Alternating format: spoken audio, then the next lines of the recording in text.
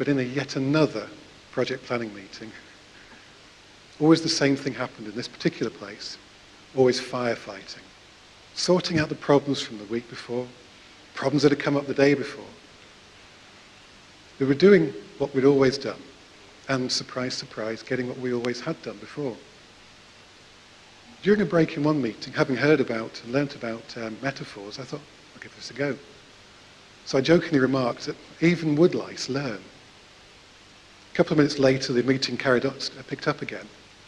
I was really surprised that one of the people who never speaks in meetings stood up and said, what about if we put a rolling plan on this wall for the next 2 to 3 weeks? We could use post-its so we can move tasks around as things change.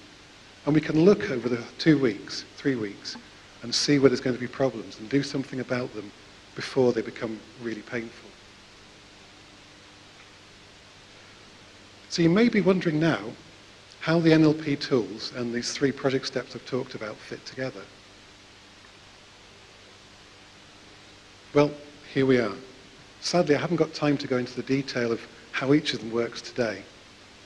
But just to very briefly give you an idea, in the discovery stage, logical levels and well-formed outcomes hopefully speak for themselves. During defining the plan, we use timeline, rapport, and anchors to get to a very concise and shared view of what we're doing. In allocating roles, the Milton and the meta models are incredibly powerful at getting people to a really, really good understanding of what they're there to do and how they're going to commit. And in the parameters change steps, we find that rapport and communication are absolutely key to getting everyone to the same understanding of what's happening, what's changing, and also getting to a really deep exploration of why those changes are necessary. I've had the opportunity to put all this into practice in writing a book with Martin over a 6-month period. We've been able to write the book following this process, clarify how the process works, and test it in some very challenging situations and working styles. And the proof of the pudding is in the eating. Here is the book.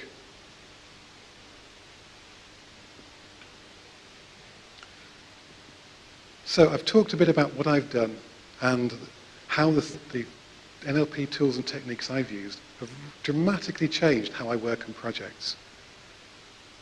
I've shared with you the development of this process and application of the tools. And for me, it's meant my projects have gone from being the same as everyone else's to now being 100% successful. That's right, 100% successful now. What if you tried this process, put this process into place for your project, and got 100% success? What would that feel like?